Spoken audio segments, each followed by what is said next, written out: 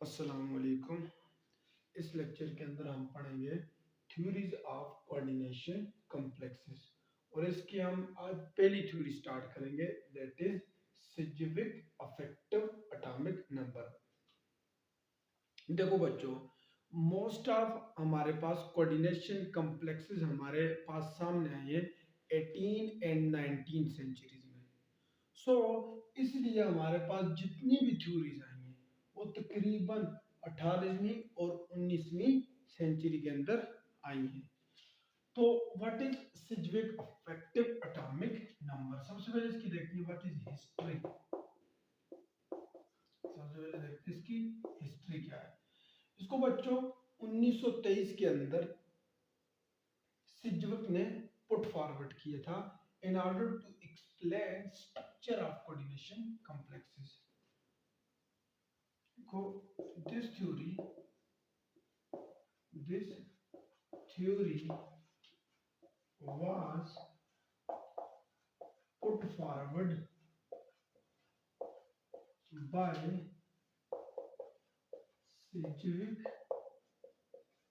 Sidgwick in 1923 in order to explain structure of coordination complexes। 1923 के अंदर ये theory सिजविक ने पुट फॉरवर्ड की कि कोऑर्डिनेशन कॉम्प्लेक्सेस की स्ट्रक्चर को एक्सप्लेन कर सके। इसके पोस्टुलेट्स क्या थे? पोस्टुलेट्स नंबर 1, पहला पोस्टुलेट, इन्होंने कहा कि आपके पास लिगेंड अगर आयन है नेगेटिव, अगर पॉजिटिव है या अगर न्यूट्रल है, इनके पास कम से कम एक लोन पेयर ऑफ इलेक्ट्रॉन होना चाहिए जो कि ये डोनेट करेंगे सेंट्रल मेटल एटम को for the formation of coordinate covalent bond. इसका पहला, ये अगर ना भी बताते तो हमें पता था कि हमेशा कॉम्प्लेक्स उस वक्त बनता है जब ligand pair of electron donate करे। लेकिन इन्होंने बोल दिया, तो इनका पहला पोस्टुलेट क्या है? all the ions are molecules। Ion और मॉलिक्यूल क्या है? एक्चुअली क्या है? Ligands. all the ions are molecule, okay, हमारे पास क्या है? लिगेंड्स हैं। must contains at least one lone pair of electron which can be donated to central metal atom for the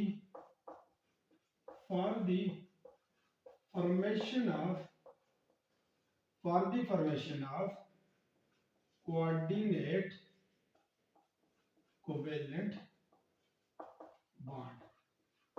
इन्होंने कहा, इनका पहला रूल था कि आपके पास लिगेंड आयन हो, पॉजिटिव या नेगेटिव, इनके पास कम से कम एक लोन पेयर ऑफ इलेक्ट्रॉन होना चाहिए जो कि ये देंगे सेंट्रल मेटल एटम को for the formation of coordinate covalent bond. बनाएगा कौन सा bond? Coordinate covalent bond. This is rule number 1। दूसरा रूल भी इनका सिंपल सा था। इन्होंने कहा, जैसे हमें ये भी पता है कि लीविस ने कहा जो पेयर ऑफ इलेक्ट्रॉन डोनेट करेगा वो क्या होगा? बेस। जो एक्सेप्ट करेगा वो क्या होगा? एसिड। तो इसी तरह हमने देखा कि लिगेंड के पास पेयर ऑफ इलेक्ट्रॉन है, वो डोनेट कर सकता है। इसी तरह ये वाला लिगेंड क्या बिहेव करेगा? Lewis base. Central metal atom electron pair accept करता है तो क्या बिहेव करेगा? As a Lewis acid. तो these ligands can can act as Lewis bases and central metal atom can act as Lewis acid। ये इनका rule number 2 था। Rule number third है, इन्होंने कहा कि कोऑर्डिनेट कोवेलेंट बॉन्ड को double headed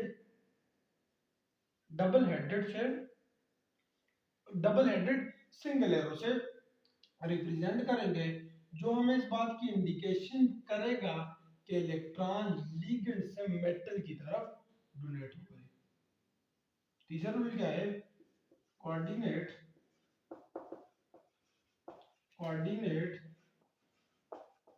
covalent bond is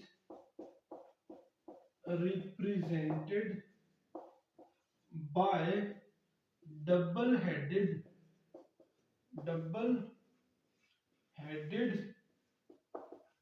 single arrow। Double head होगा, single arrow होगी, जो कि बताएगी which is directed from ligands towards central metal atom। ये तो सारे बच्चों वाली बातें थी ना, ये तो उन्होंने वो बातें कही जो हमें सारी की सारी पता थी। इसके बाद इनका जो फोर्थ पॉइंट है दैट वाज इंपॉर्टेंट, आप इसको नोट कर लो, तो जी हमारे पास आया पॉइंट नंबर 4। पॉइंट नंबर 4 इनका मैं एक्सप्लेन करने के लिए ये सारा कुछ रफ करूंगा। ये बहुत इंपॉर्टेंट, ये तो अभी तक जो इन्होंने बातें कही हैं ये तो हमें सारी की सारी पता थी। अभी जो पॉइंट नंबर 4 आएगा that was important. Point number 4 को मैं लिखने से पहले एक एग्जांपल पर इसको मैं एक एग्जांपल कराता हूँ, उसको डिटेल से कराता हूँ, उसके बाद आगे 2 एग्जांपल डायरेक्ट करेंगे। जैसे मैं एग्जांपल कर रहा हूँ NH3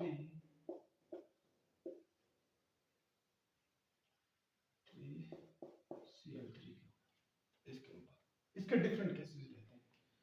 बच्चों में पहला केस कैसे ले सकता हूँ,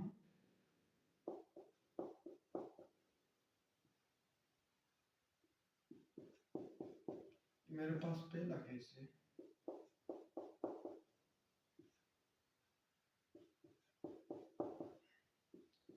एक को डिटेल से एक्सप्लेन करेंगे, इसके नोट्स भी लिखेंगे और हम को इतना एक्सप्लेन नहीं करेंगे। बच्चों में देखूं तो यहाँ पर चार्ज और कोऑर्डिनेशन स्फीयर कितना है +3। इस +3 को न्यूट्रलाइज कौन कर रहा है, Cl3, जो कि आउटसाइड द कोऑर्डिनेशन स्फीयर। ये पता है कैसे निकलते हैं, मैंने पिछली वीडियो में बताया कैसे निकलते हैं, चलो बता देता हूँ।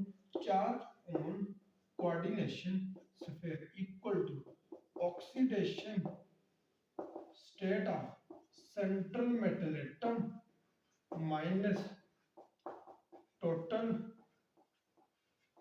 Charge on ligands. तो oxidation state central metal atom की कितनी है, स्टेट में कोबाल्ट +3 में। टोटल चार्ज ऑन लिगेंड कितना है, टोटल चार्ज लिगेंड कितना है 0 0 0 नहीं है, न्यूट्रल लिगेंड तो 0। तो ऑक्सीडेशन स्टेट कितनी आ गई 3 आ गई, ये हमने ऊपर लिख लिया। पता चला कैसे आई, आई होप आपको समझ आई होगी।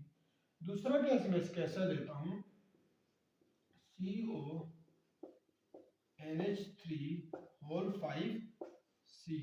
ऊपर +3, इसको न्यूट्रलाइज कौन करेगा 2Cl जो आउटसाइड द कोऑर्डिनेशन स्फीयर है। अगर इसकी मैं स्ट्रक्चर को आपके सामने लिखूं, कुछ लिखना चाहूं तो मेरे पास ऐसी बनेगी NH3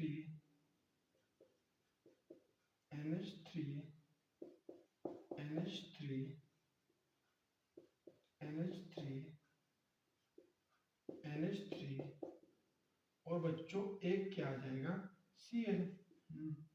तो इसका इसके ऊपर कितनी ऑक्सीडेशन स्टेट है +2, +2 न्यूट्रलाइज कौन करेगा इसी तरह निकालो charge on coordination sphere equal to oxidation state central metal atom कितनी है +3 minus total charge on ligand कितना है ये न्यूट्रल न्यूट्रल इसके ऊपर -1 कितना आया +2 +2 हमने तब लिखा। ये हमारे पास पहला केस था कोबाल्ट का।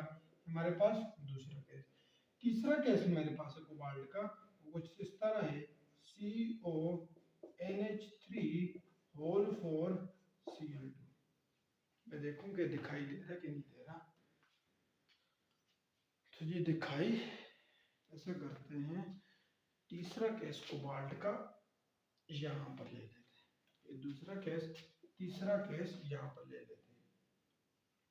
तीसरा केस मेरे पास क्या है, कोबाल्ट NH3 होल 4 Cl2 ऊपर +1 और बाहर क्या आएगा Cl। तो लिखो CO NH3 NH3 NH3 NH3 यहाँ पर लिखो Cl और लिखो Cl, ये कैसे ना इसके ऊपर कौन सा चार्ज आएगा +1 न्यूट्रलाइज कौन करेगा। इसी तरह charge on coordination sphere find करो, charge on coordination sphere equal to oxidation state central metal atom कितनी +3 minus total charge on ligand -1 -2 कितना आएगा +1, जो कि +1 हमने इसके ऊपर लिखा है। तो ये था जी हमारे पास ये सिजबेक इफेक्टिव एटॉमिक नंबर, जो कि हमने एक डिटेल में एक्सप्लेन किया। और बच्चों थोड़े से नोट्स लिख लो इसके साथ। इन दिस केस, इस केस में बच्चों क्या है, फिर हम रूल नंबर 4 की तरफ दोबारा आएंगे, अभी नहीं है रूल नंबर 4 की तरफ। In this case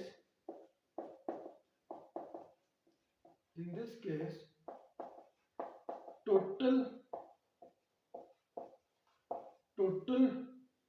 charge on coordination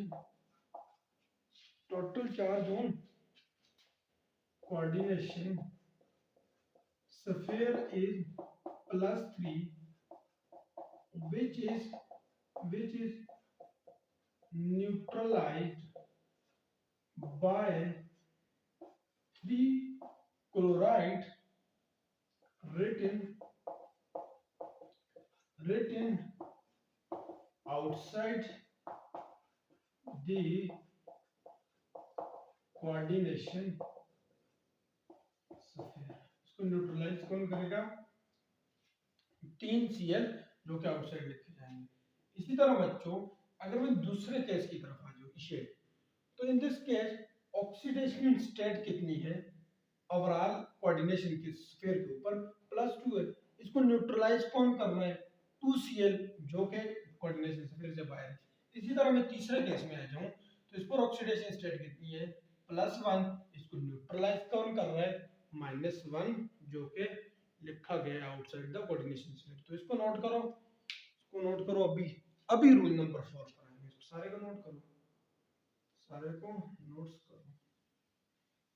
अभी रूल नंबर 4 की तरफ हम आते हैं जी। रूल नंबर 4 में कैसा है, इन्होंने कहा जब कोई भी कॉम्प्लेक्स बनता है, जब किसी भी कॉम्प्लेक्स की फॉर्मेशन होती है, तो सेंट्रल मेटल एटम का जो एटॉमिक नंबर होता है वो अफेक्टिव एटॉमिक नंबर बन जाता है, जो कि atomic number of nearest noble gas की इक्वल हो जाते हैं। पहले रूल लिखो फिर इस पर अप्लाई करते हैं। ड्यूरिंग complex formation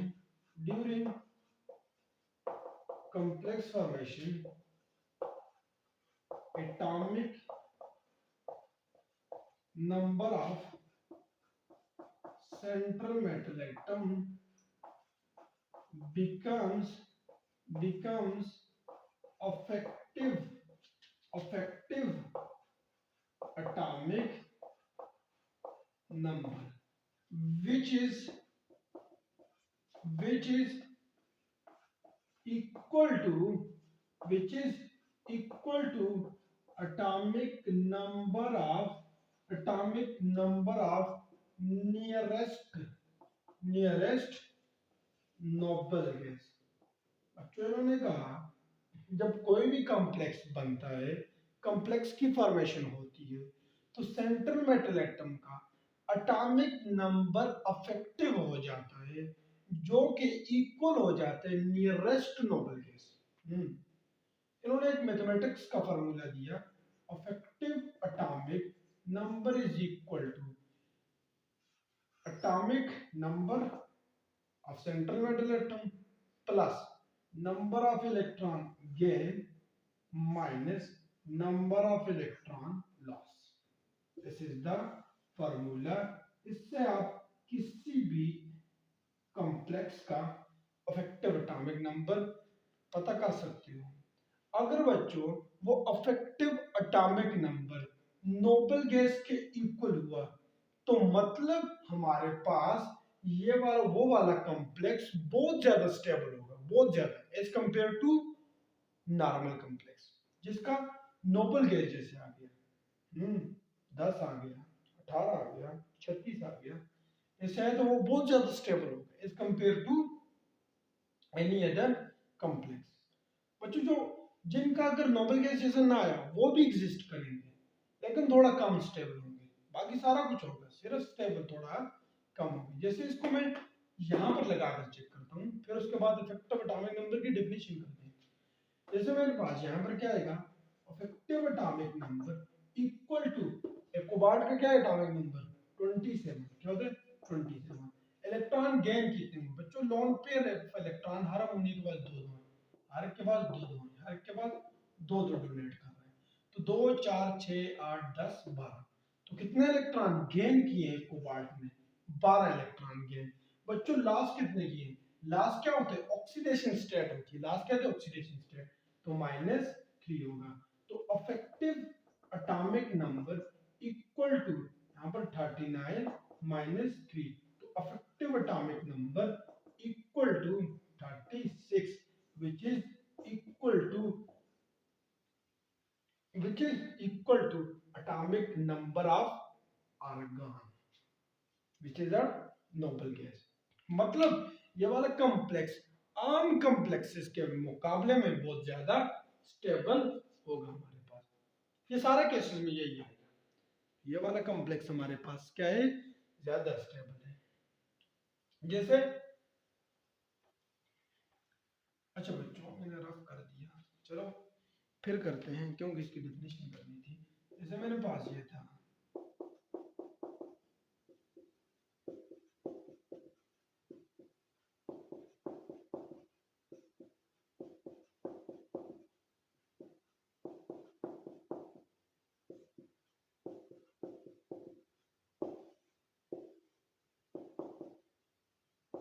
अच्छा इसको समझो थोड़ा। अब हम अफेक्टिव एटॉमिक नंबर की डेफिनेशन करते हैं, जो इसका रूल नंबर 5 है हमारे पास।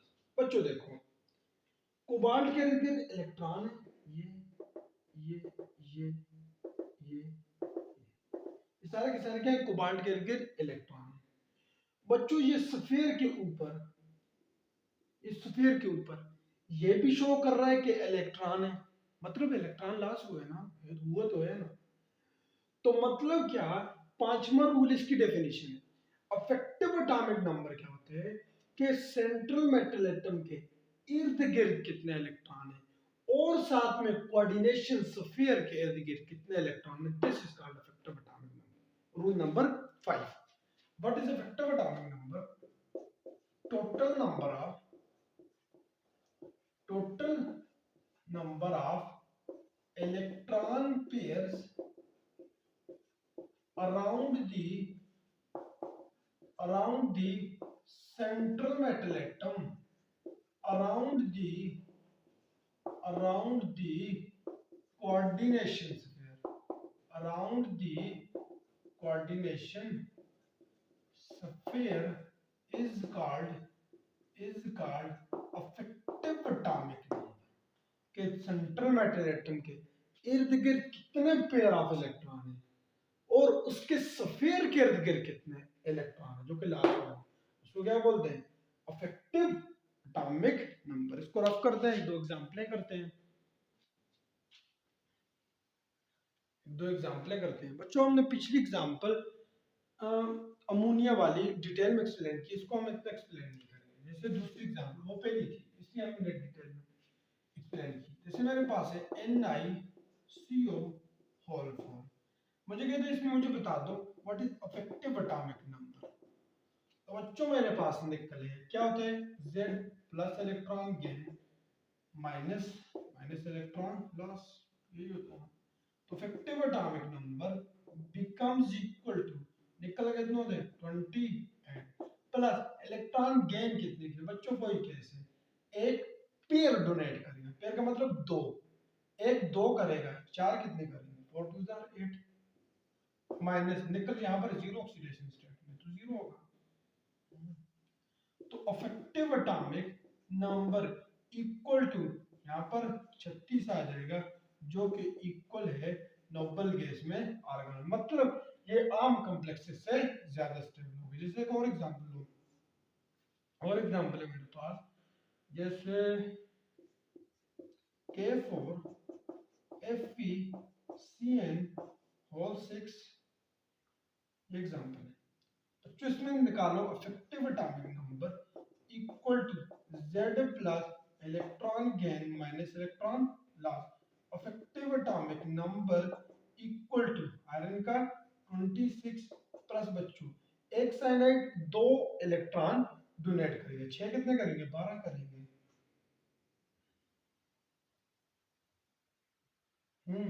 माइनस बच्चों यहाँ पर आयरन कितनी ऑक्सीडेशन स्टेट में 2 में, तो -2 कर लो। तो effective atomic number equal to यहाँ पर 38 आ जाएगा -2, तो effective atomic number equal to 36 which is equal to argon. मतलब क्या हुआ, ये हमारे पास आम कॉम्प्लेक्सेस के मुकाबले में ये वाला कॉम्प्लेक्स ज्यादा स्टेबल होगा। तो बच्चों ये था हमारे पास अबाउट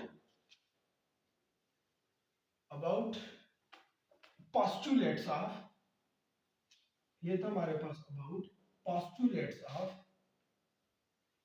सिज्विक इफेक्टिव एटॉमिक नंबर। अब इसकी ड्रॉबैक्स के बारे में बात करते हैं। Drawbacks of Sidgwick effective atomic number. बच्चों पहले ये हर एक कॉम्प्लेक्स पर अप्लाई नहीं होता, do not apply on all the complex, her complex पर अप्लाई नहीं होती। जैसे फॉर एग्जांपल बच्चों मेरे पास है VCO6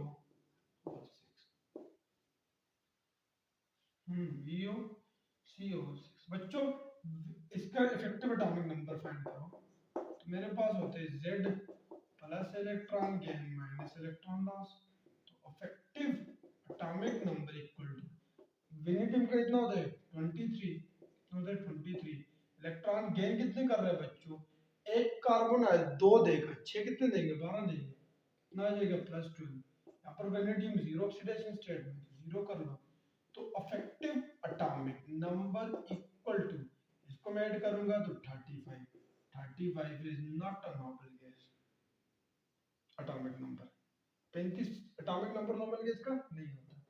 मतलब बच्चों ये एग्जिस्ट करेगा, लेकिन औरों से जिनका effective atomic number noble gas के इक्वल है उससे कम स्टेबल होगा। जैसे फॉर एग्जांपल, ये तो एक एग्जांपल थी, दूसरी एग्जांपल मेरे पास NiEN होल 3+3। बच्चों इसका निकालो effective atomic number equal to nickel का एटॉमिक नंबर 28। बच्चों मैं यहाँ पर इलेक्ट्रॉन गेन लिख सकता हूँ 12 कैसे लिखा, तो इथाइलिन डायमीन को लिखो बच्चों, यहाँ पर क्या है NH2 बच्चों, इसके बाद भी दो, इसके बाद भी दो, मतलब एक इथाइलिन डायमीन के पास 4 इलेक्ट्रॉन है, एक इथाइलिन डायमीन के पास 4 इलेक्ट्रॉन है, तीन के पास कितने होंगे 4 3 12, इलेक्ट्रॉन गेन कितने होंगे 12, माइनस बच्चों माइनस लास्ट कितने हैं oxidation state, effective atomic number equal to 40 minus 3, ये 37 आ गया। 37 is not a noble gas electronic configuration, मतलब बच्चों एग्जिस्ट तो करेगा लेकिन स्टेबल इतना ज्यादा नहीं होगा। ये तो पहली चीज। दूसरी बच्चों इसमें ये बात हमें एक्सप्लेन नहीं करके दी कि जब कॉम्प्लेक्स बनेगा हम उसके इलेक्ट्रॉन कहाँ पर रखेंगे, इलेक्ट्रॉन कहाँ पर रखेंगे। तो दूसरी क्या है, it do not explain accommodation of